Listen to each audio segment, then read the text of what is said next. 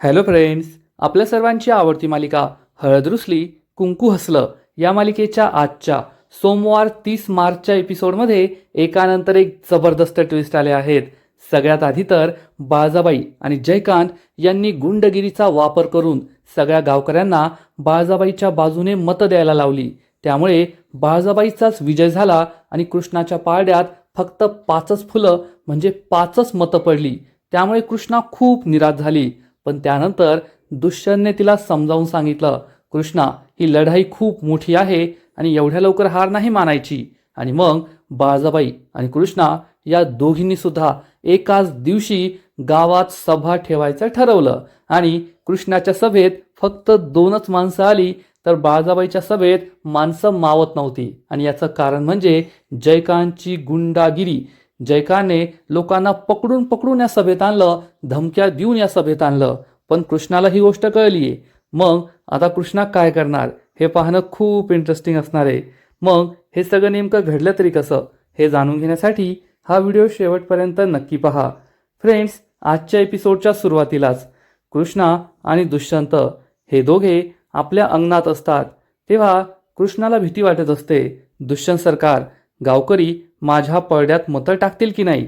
तेव्हा दुष्यंत हा कृष्णाला समजावून सांगतो, कृष्णा, मी तुला सांगितलंय ना, तू टेन्शन घेऊ नकोस. अजून जगात चांगुलपणाला जागा आहे. नक्कीच लोक तुझ्या पडद्यात मतं टाकतील आणि तू जिंकशील. काळजी करू नको.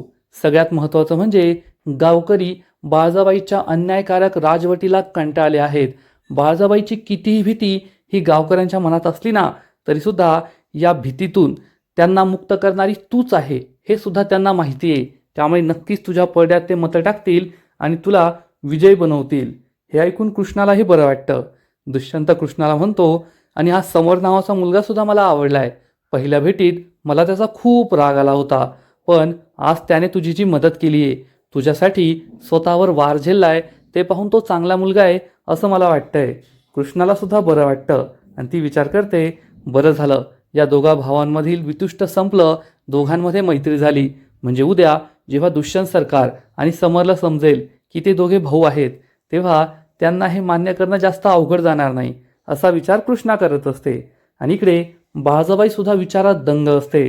तेवढ्यात जयकांत तेथे येतो. बाळजाबाई जयकांतला जवळ बोलवते आणि खूपच प्रेमाने बोलते आणि म्हणते, जयकांत, मी खूप चिडले नाही तुझ्यावर.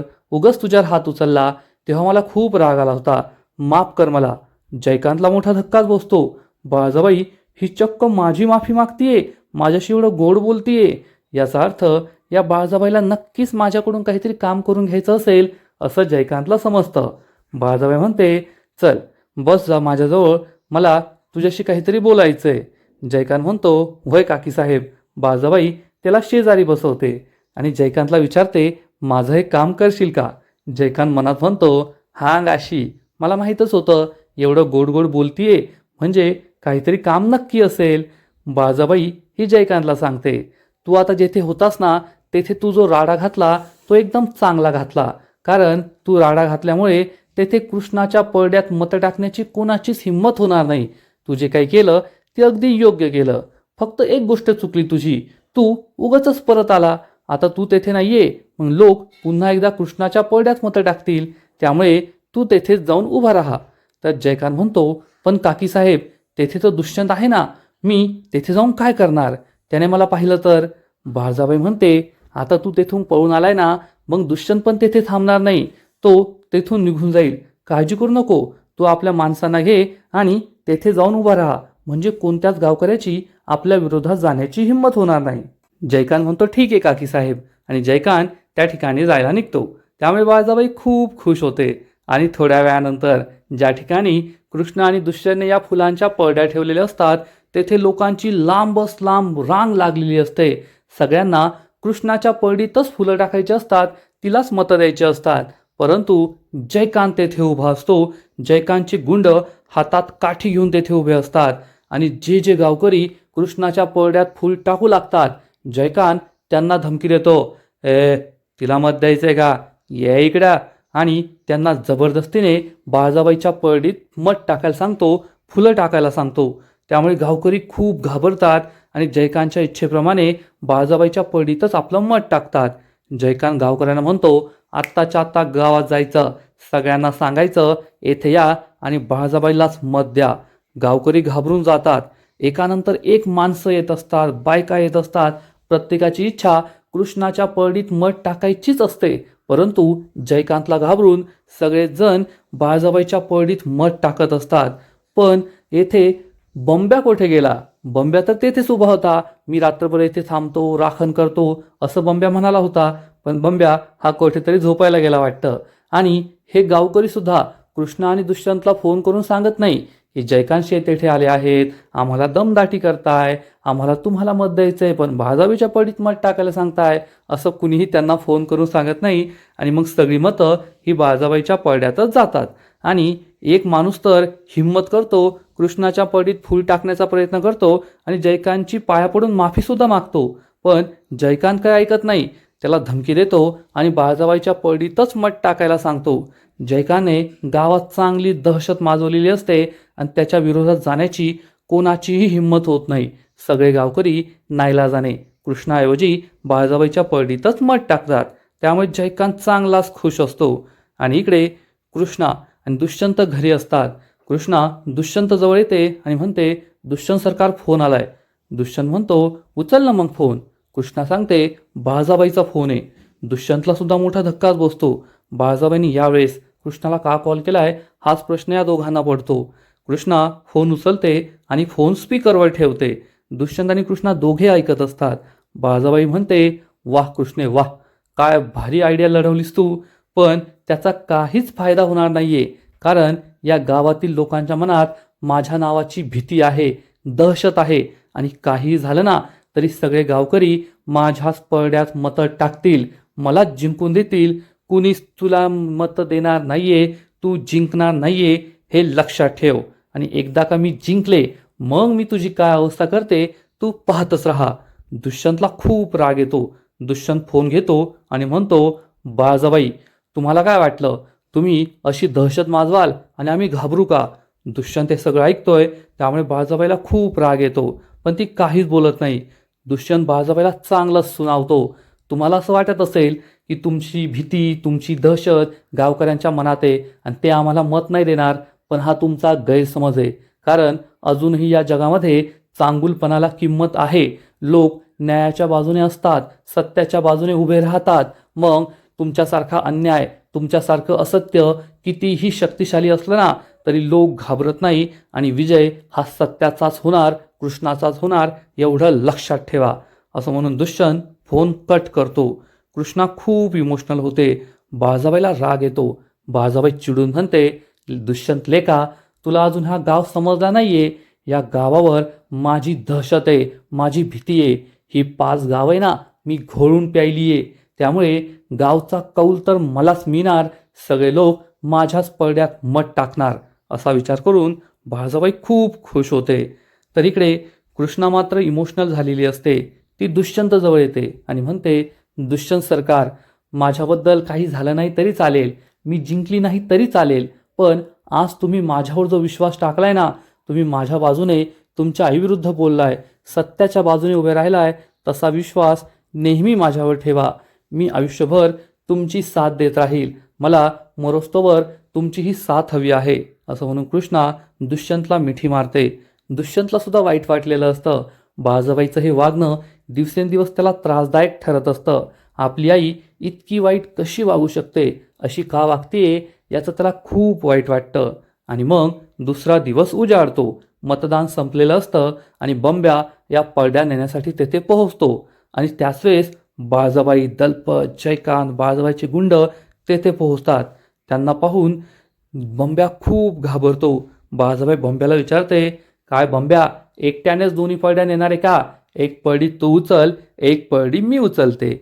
बंब्या म्हणतो, ठीक आहे. बंब्या कृष्णाच्या नावाची पडडी उचलतो आणि बाळजाबाईचा माणूस बाळजाबाईच्या नावाची पडडी उचलतो आणि हे सगळे बंब्याच्या झोपडीकडे यायला निघतात. तर इकडे घरी कृष्ण आणि दुष्यंत खूप टेन्शनमध्ये असतात.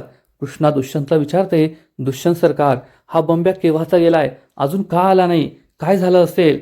गावकऱ्यांनी माझ्या पडद्यात मतं तर टाकली असतील ना, आणि जर त्यांनी मला मतं दिलं नसतील, याचा अर्थ मी हे इलेक्शन जिंकत नाही, बाळासाहेब मला नक्की हरवणार. दुष्यंत म्हणतो, कृष्णा हे काय बोलतोयस तू? तुला किती वेळेस सांगितलंय असा निगेटिव्ह विचार नाही करायचा, असं नाही बोलायचं. आधी लढाई तर होऊ दे, इलेक्शन तर होऊ दे, मग ठरवूया आपण कोण हरतंय आणि कोण जिंकतंय. सकारात्मक विचार ठेव. आणि त्याच वेळेस बंब्या, बाळासाहेब, जयकांत, दलपत सगळे तेथे पोहोचतात. बाळासाहेब पाहून कृष्णा आणि दुष्यंतला आश्चर्य वाटतं आणि बाळासाहेब ही कृष्णाला म्हणते, कृष्णे तुला म्हटलं होतं ना, गावकऱ्यांच्या मनात माझ्याबद्दल भीती आहे आणि सगळे गावकरी माझ्याच पळड्यात मतं टाकतील, मलाच विजयी करतील. पण तुला मात्र अति आत्मविश्वास होता की तू जिंकशील, पण असं काहीच घडलेलं नाहीये. गावकऱ्यांनी माझ्याच पळड्यात सगळी फुलं टाकलीये. कृष्णा चिडून म्हणते, बाळासाहेब अति आत्मविश्वास मला नाही तर तुम्हाला झालाय. बाळासाहेब म्हणते, अच्छा असं का? मग कळेलच आता कोणाला अति आत्मविश्वास झालाय, कोण जिंकतंय आणि कोण हरतंय. म्हणजे ग्रामपंचायतीचा निकाल आजच लागेल असं तू समजून घे. दुष्यंत रागारागाने बाळासाहेबला पाहत असतो. बंब्या म्हणतो, बाळासाहेब आधी कोणाच्या पळडीत किती फुलं आहे ते तर पाहूया. बाळासाहेब म्हणते, पाहे ना मग, मी काय घाबरते का? आणि मग दुष्यंत आणि बंब्या कृष्णाच्या पळडीचं कापड बाजूला करतात, यामध्ये किती फुलं आहेत ते पाहण्यासाठी. आणि कापड बाजूला करताच बंब्या, कृष्णा, दुष्यंत यांच्या पायाखालची जमीनच सरकते. कारण कृष्णाच्या पळडीमध्ये फक्त 5 फुलं असतात. म्हणजे फक्त 5 गावकऱ्यांनी कृष्णाला मत दिलेलं असतं आणि कृष्णाच्या पळडीमध्ये फक्त 5 फुलं पाहून या तिघांना जबर धक्काच बसतो. कृष्णाचा तर विश्वासच बसत नाही की फक्त 5 गावकरी माझ्या बाजूने आहेत. आणि हे पाहून बाळासाहेबला खूप आनंद होतो. दलपत, जयकांत फिरी फिरी हसू लागतात. त्यामुळे दुष्यंत खूप चिडतो. बंब्याला वाईट वाटलेलं असतं. कृष्णाच्या डोळ्यात तर पाणीच येतं. कारण एवढ्या आशेने गावकऱ्यांच्या आग्रहाखातर ती ही निवडणूक लढवायला तयार झाली होती आणि त्याच गावकऱ्यांनी फक्त 5 मतं तिच्या बाजूने टाकली होती, म्हणून तिला खूप वाईट वाटतं. आणि जयकांत, दलपत, बाळासाहेब तीही फिरी फिरी हसू लागतात. त्यामुळे दुष्यंत आणि कृष्णाला खूप राग येतो. आणि जयकांत बंब्याला म्हणतो, ए रताळ्या, 5च फुलं होती तर खिशात टाकून आणायची ना, एवढी पळडी कशाला उचलून आणली? बाळासाहेब हसू लागते आणि आपल्या माणसाला म्हणते, ए चल आपली पारडी उघड. आणि मग हा माणूस बाळासाहेबांची पळडी उघडतो आणि त्यामध्ये असंख्य फुलं असतात. अर्धी पळडी फुलांनी भरलेली असते. बाळासाहेबांच्या आनंदाला पारावर राहत नाही तर कृष्णा आणि दुष्यंतच्या पायाखालची जमीनच सरकते. गावकऱ्यांनी कृष्णाच्या बाजूने फक्त 5 मतं दिली आणि बाळासाहेबांची मतांची पेटी भरून वाहून गेली. हे पाहून त्यांना जबर धक्काच बसतो. आणि जयकांत कृष्णा, दुष्यंत आणि बंब्याला ही पळडी दाखवतो आणि म्हणतो, पाहिलीत का किती फुलं आहे? कोण जिंकलं मग? आमच्या काकी साहेबच ना. बाळासाहेब खूप खुश होते, हसू लागते. आणि कृष्णा आणि दुष्यंतला वाईट वाटतं, राग येतो. जयकांत चक्क ही फुलांची पळडी उचलतो आणि बाळासाहेबांच्या डोक्यावर पुष्पवर्षाव करू लागतो. बाळासाहेब खूप खुश होते. तिचा आनंद पाहण्यासारखा असतो. ही निवडणूक मीच जिंकणार, मीच गावची सरपंच होणार म्हणून तिला खूप आनंद झालेला असतो. दुष्यंत आणि कृष्णाला वाईट वाटतं. बाळासाहेबांच्या आनंदाला पारावार राहिलेला नसतो. पळडीतील ही फुलं संपतात, बाळासाहेबांचा पुष्पवर्षाव संपतो. तेव्हा बाळासाहेब कृष्णाला म्हणते, कृष्णे तुला काय वाटलं होतं? तू माझ्या विरुद्ध उभी राहशील आणि गावकरी तुझ्या बाजूने मतदान करतील? कृष्णे, इतक्या वर्षापासून या 5 गावांची सत्ता मी हाताळली आहे. 5ही गावांवर माझं राज्य आहे. सगळ्यांच्या मनात माझी दहशत आहे. या बाजाच्या विरोधात जाण्याची कोणाच्या बाची हिंमत नाहीये. आणि तुझ्यासारख्या नवख्या मुलीसाठी लोक माझ्या विरोधात जातील, मला मतदान करतील असं तुला वाटत होतं, पण हे कधीच होणार नाही.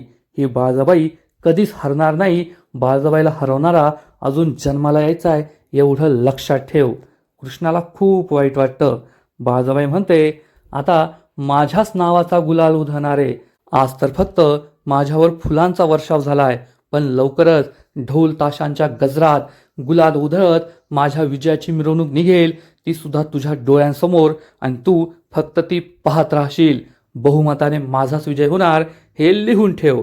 असं म्हणून बाळासाहेब, दलपत, जयकांत तेथून निघून जातात. अरे येऊन येऊन येणार कोण? बाळासाहेबाशिवाय हायच कोण? अशा घोषणा देत देत कृष्णाला खूप वाईट वाटतं. ती निराश झालेली असते. आता आपलं काही खरं नाही. आपण बाळाबाईला नाही हरू शकत, सरपंच नाही बनू शकत असा तिचा विश्वास पटतो. दुष्यंत सुद्धा खूप दुःखी होतो. त्याला सुद्धा हा धक्काच बसलेला असतो की गावकऱ्यांनी कृष्णाची साथ दिलेली नाहीये. आणि इकडे समरला खूप लागलेलं असतं. अनुसूया त्याची जखम पाहते आणि म्हणते, समर, तुला मध्ये पडायची काय गरज होती? समर सांगतो, अगं आय, त्या कृष्णाने सांगितलं होतं ना दुष्यंतच्या नजरेत चांगलं व्हायचं, म्हणून मी दबा धरूनच बसलो होतो. ऐन वेळेस मी हा प्लॅन बनवला. मला दिसलं की दुष्यंतला सगळं सत्य कळालंय. दुष्यंत आणि कृष्णा इकडे यायला निघालेत, म्हणून मी त्या जयकांतसमोर जाऊन उभा राहिलो. मला माहीत होतं मी त्याच्या विरोधात गेल्यावर तो मला मारणार आणि मी सुद्धा जास्त काही हातपात चालवले नाहीत. जाणून बुजून त्याला मला मारू दिलं, कारण त्यामुळेच मला दुष्यंतची सहानुभूती मिळणार होती आणि आमच्यात मैत्री होणार होती. त्यामुळे मला हे सगळं करावं लागलं. आणि तेवढ्यात आढळराव तेथे पोहोचतात. समरला एवढं रागलंय हे पाहून आढळरावांना खूप भीती वाटते आणि आढळराव विचारतात, हे पोरा, एवढं काय लागलंय? रात्रीच मला फोन करायचा ना, आलो असतो मी. तर समर म्हणतो, एवढं काय नाही लागलंय, तुम्ही नका टेन्शन घेऊ. तर अनुसूया विचारते, अहो, तुम्हाला कसं कळलं की समरला लागलंय? तर आढळराव सांगतात, मला कृष्णाने सांगितलं ना, आमचा फोन झाला तेव्हा तिने सांगितलं की समोरच्या जयकांतसमोर गेला आणि जयकाने डोक्यात काठी हाणली. तर समर म्हणतो, नाही हो, एवढं काही नाही झालंय, तुम्ही नका टेन्शन घेऊ. समर हा आढळरावांशी काही सरळ तोंडाने बोलत नाही, पण आढळरावांना मात्र आपल्या लेकाची खूप काळजी वाटत असते. आढळराव म्हणतात, अरे मर्दा, तुला काय हा सिनेमा वाटला की काय? 4 लोक समोर उभे आणि तू त्यांच्यासमोर उभा राहून ठाकला आणि त्या 4 लोकांची धुलाई केली. अरे ते सिनेमात होतं, खऱ्या आयुष्यात होत नाही. उगच कुठे काही लागलं असतं, काही झालं असतं तर मी काय केलं असतं? 26 वर्षानंतर तू भेटलाय मला, तुला गमवायचं नाहीये, हे लक्षात ठेव. असं म्हणून आढळराव समोरच्या खांद्यावर हात ठेवतात. पण समरला हे काही पटत नाही. आणि तेवढ्यात अनुसूया सुद्धा आढळरावांच्या हातावर हात ठेवते आणि म्हणते, अहो, तुम्ही काही काळजी करू नका, समरला काही होणार नाही. मी त्याला असं वाढवलंय ना की अशा छोट्या मोठ्या संकटांना तो काही बळी पडत नाही. तो सुद्धा तुमच्यासारखाच आहे, त्याच्यात तुमच्यासारखीच रग आहे. हे ऐकून आढळरावांनाही बरं वाटतं. पण समरचे एक्सप्रेशन पाहण्यासारखे असतात. जेव्हा अनुसूया ही आढळरावांच्या हातावर हात ठेवते हे पाहून समरला खूप राग आलेला असतो. त्याला हे बिलकुल पटलेलं नसतं. मग या समरच्या मनात नेमकं आहे तरी काय हे पाहावं लागणार आहे. तर इकडे बाळजाबाई आणि दलपत त्यांची कामं करत असतात. एका गावात काय पाठवायचंय ते पाठवले की नाही असं बाळजाबाई दलपतला विचारते. आणि दलपत सांगतो, बाळजाबाई, सगळं तुमच्या आदेशाप्रमाणे झालंय, काळजी करू नका. म्हणजे नक्कीच बाळजाबाईने एकतर रोकड पाठवली असेल किंवा दारू अशा काही वस्तू त्या लोकांना आमिष दाखवण्यासाठी पाठवून दिल्या असतील. आणि त्याच वेळेस पूजा तेथे पोहोचते आणि विचारते, येऊ का? बाळजाबाई म्हणते, ये पूजा. पूजा पुढे येते. बाळजाबाई तिला बसायला सांगते. तर पूजा चिडून म्हणते, मला बसायला वेळ नाहीये, सांगा कशाला बोलवलंय? तर बाळजाबाई म्हणते, एक काम आहे तुझ्याकडे. पूजाला बाळजाबाईचा खूप राग आलेला असतो. पूजा चिडून म्हणते, माझ्याकडे काम? कशाला? पुन्हा एकदा मला अडकवायला का? सगळं तुम्ही करायचं आणि मी केलं म्हणून माझ्या अंगावर शेकायचं, हाच तुमचा प्लॅन असेल ना? बाळजाबाई चिडून म्हणते, ए पूजे, जास्त बोलायचं नाही का? नाहीतर तुझी अशी अवस्था करेल ना की तू स्वतःलाच ओळखू शकणार नाही. असं म्हणून बाळजाबाई दलपतला इशारा करते आणि दलपत खिशातून चक्क 50,000 रुपयांची गड्डी बाहेर काढतो आणि बाळजाबाई समोरच्या टेबलवर ठेवतो. हे पैसे पाहून पूजाचे डोळेच पांढरे होतात आणि बाळजाबाई पूजाला म्हणते, 50,000 रुपये तुझ्या कामाचं बक्षीस. पूजाला खूप आनंद होतो. तिच्या चेहऱ्यावर आनंद ओसंडून वाहू लागतो. 50,000? You mean 50,000? Oh my God. असं म्हणून ती हे पैसे घेऊ लागते. तर बाळजाबाई जोरात ओरडते, ए थांब, पैशाला हात नाही लावायचा. पूजा दचकते आणि बाळजाबाईकडे आश्चर्याने पाहू लागते. म्हणजेच बाळजाबाई आता पूजाला 50,000 रुपये देणार आहे आणि एवढी मोठी रक्कम बाळजाबाई देणार याचा अर्थ ती पूजाकडून तसंच काहीतरी काम करून घेणार. मग नेमकं हे काय काम असेल? बाळजाबाईचा काय प्लॅन असेल? नक्कीच दुष्यंत आणि कृष्णाविरुद्ध काहीतरी षडयंत्र असणार, एवढं मात्र नक्की. कृष्ण आणि दुष्यंतची बदनामी करायची असाच बाळजाबाईचा प्लॅन असू शकतो आणि पैशांसाठी तर पूजा काहीही करू शकते. त्यामुळे 50,000 रुपये पाहिल्यावर तिचे तर डोळेच पांढरे झालेत आणि ती बाळजाबाईचं काम नक्कीच करेल यात शंका नाही. इकडे कृष्णा घरात असते, खूप टेन्शनमध्ये असते आणि त्याच वेळेस दुष्यंत, भक्ती, बंब्या तेथे पोहोचतात. बंब्या जोरजोरात ढोल वाजवत असतो आणि कृष्णा ही खूप चिडते. भक्ती दुष्यंत हे दोघे जोर जोरात घोषणा देत असतात. कृष्णाताईचा विजय असो, येऊन येऊन येणार कोण, कृष्णाताईशिवाय हायच कोण. कृष्णा खूप चिडते, बंब्याला थांबायला सांगते आणि विचारते, दुष्यंत सरकार हे काय करताय तुम्ही? येथे माझा पराभव झालाय, गावकऱ्यांनी माझ्या बाजूने मतं दिली नाहीये आणि तुम्ही माझा विजय असो, माझ्या विजयाच्या घोषणा देताय. हे काय करताय तुम्ही? मला हे बिलकुल पटत नाहीये. तर दुष्यंत कृष्णाला समजावून सांगतो, कृष्णा चुकतीयस तू, गावकऱ्यांनी तुझ्या बाजूने मतं दिली आहेत. तू या गोष्टीकडे सकारात्मक पद्धतीने पहा, पॉझिटिव्हली पहा. तू हा विचार करू नको की तुला फक्त 5 मतं मिळाली आहेत. तू हा विचार कर की गावातील लोकांच्या मनात बाळासाहेबांची किती भीती आहे, तरी सुद्धा 5 लोकांनी तुझ्या बाजूने मतं दिली आहेत. याचा अर्थ कमीत कमी 5 लोकांच्या मनातील भीती तरी आपण कमी करू शकलो ना. आणि जर आपण 5 लोकांच्या मनातील भीती कमी करू शकतो, तर 500 लोकांच्या 5000 लोकांच्या मनातील भीती सुद्धा कमी करू शकतो. आणि मग तो दिवस दूर नाहीये. त्या दिवशी बाळासाहेबांची कितीही दहशत असली तरी सगळे गावकरी तुझ्या बाजूने मतं देतील आणि तूच सरपंच बनशील, ही निवडणूक जिंकशील. पण अजूनही कृष्णाच्या मनात शंकाच असते. तेव्हा बंब्या सुद्धा कृष्णाला समजावून सांगतो, कृष्णे दाजी खरं बोलताय, आपण ही निवडणूक जिंकू शकतो. पण कृष्णाचा विश्वास नसतो. दुष्यंत कृष्णाच्या जवळ येतो, कृष्णाला समजावून सांगतो, कृष्णा या सगळ्या गोष्टीकडे सकारात्मक पद्धतीने पहा आणि आम्ही आहोत ना तुझ्या बाजूने. ती 5 माणसं आहेत, आम्ही 3 आहोत. फक्त तुझा स्वतःवर विश्वास नाहीये. आणि ज्या दिवशी तू स्वतःवर विश्वास ठेवला की हो मी ही निवडणूक जिंकू शकते, मी बाळासाहेबाला हरू शकते, त्या दिवशी तू नक्की जिंकशील. कोणातही तुला हरवण्याची हिंमत नाहीये. तेव्हा भक्ती कृष्ण आणि दुष्यंतला समजावून सांगते, दुष्यंताजी आणि कृष्णे तुम्ही दोघे नेहमीच असे एकमेकांना धरून राहा. तुमच्या विरुद्ध अनेक कट कारस्थानं होतील, लोक तुम्हाला वेगळं करण्याचा प्रयत्न करतील, पण तुम्ही त्याला भीक घालू नका. एकमेकांची साथ अशी शेवटच्या श्वासापर्यंत देत राहा. मग पहा तुम्ही प्रत्येक आव्हानांचा सामना नक्की कराल, ते आव्हान जिंकाल आणि या सगळ्या गोष्टीतून बाहेर पडाल, सुखाने राहाल, सुखाने संसार कराल. दुष्यंत म्हणतो, वय की आता एकदा कारभारीन बाईला धरलंय ना, मग आता मी कसला सोडतोय. कृष्णा खूप खुश होते आणि दुष्यंत कृष्णाला घट्ट मिठी मारतो. कृष्णाला सुद्धा आनंद होतो, तिच्यात सुद्धा आत्मविश्वास येतो की जर दुष्यंत सरकार माझ्या पाठीशी खंबीरपणे उभे आहेत तर मी सुद्धा या आव्हानाला तोंड देऊ शकते, बाळासाहेबाला नक्कीच हारू शकते. मी काही आता हार मानणार नाही, असा विचार कृष्णा करते. आणि आजचा एपिसोड येथेच संपतो. फ्रेंड्स, हळद रुसली कुंकू हसलं या मालिकेचा आजचा एपिसोड खरंच खूप भारी होता, खूप इंटरेस्टिंग होता. कृष्णा ही हिंमत हारली होती, पण दुष्यंतने तिला एकदा पुन्हा हिंमत दिलीये. आजचा एपिसोड तर भारी होता, पण या मालिकेचा पुढील एपिसोड आणखीन भारी असणारे, आणखीन मोठा ट्विस्ट या मालिकेत येणारे. मग नेमकं घडणार तरी काय? तर पुढील एपिसोडमध्ये आपण पाहू, एकीकडे बाळासाहेब ही आपल्या अंगणामध्ये एक प्रचार सभा ठेवणार, गावकऱ्यांना तेथे बोलवणार, तर दुसरीकडे कृष्णा सुद्धा बंब्याच्या अंगणामध्ये प्रचार सभा ठेवणार, गावकऱ्यांना तेथे बोलवणार. पण बाळासाहेब दलपतला सांगेल, सगळे गावकरी नक्कीच त्या कृष्णाच्या प्रचार सभेत जातील, त्यामुळे आपली तिजोरी उघडा, गावकऱ्यांना हवे तेवढे पैसे वाटा, पण सगळे गावकरी येथे झाले पाहिजे, कृष्णाच्या सभेत कुणीच जायला नको. आणि मग तसंच होणार. सभेच्या दिवशी कृष्णाच्या प्रचार सभेत फक्त 2 माणसं पोहोचतील, त्यामुळे कृष्ण आणि दुष्यंतला जबर धक्काच बसणार.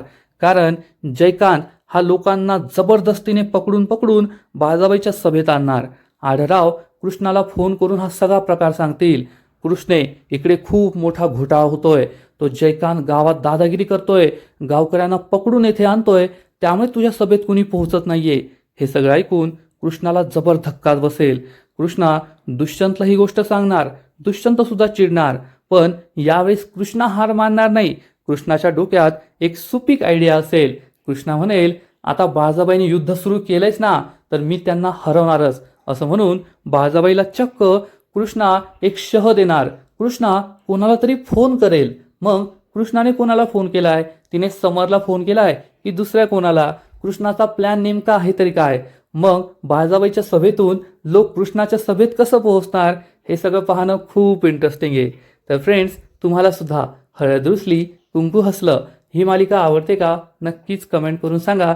आणि या मालिकेचे असेच नवीन नवीन एपिसोड, नवीन नवीन अपडेट सर्वात आधी पाहण्यासाठी व्हिडिओला लाईक करा, शेअर करा, चॅनलला सबस्क्राईब करून बेल आयकॉनवर क्लिक करा, म्हणजे मालिकेचे नवीन नवीन एपिसोड तुम्हाला सर्वात आधी पाहायला मिळतील. खूप खूप खूप धन्यवाद.